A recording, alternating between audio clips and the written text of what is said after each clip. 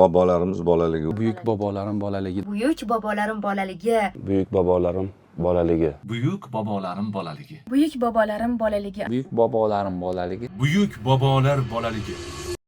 O'zi bu qanday loyiha? Buyuk bobolarim bolaligi loyihasi O'zbekiston tarixida ilk bor buyuk alloma va olimlarimizning bolalik davrini tasvirlaydigan 3D animatsion filmlar turkumidir. Loyiha 10 ta alohida filmdan iborat bo'lib, har bir film o'rtacha 10 daqiqa davom etadi.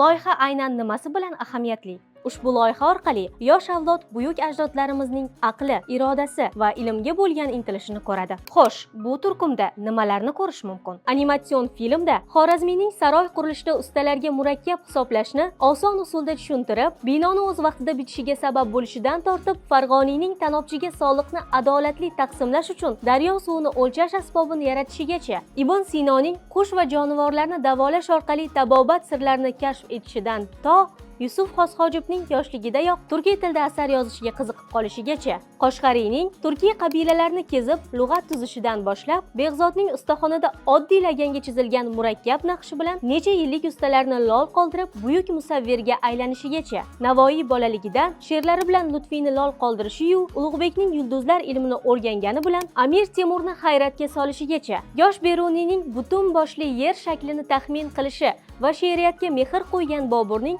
bir zumda katta mas'uliyatni bo'yniga olishigacha bilib olasiz. Aynan kimlar ko'rishi kerak?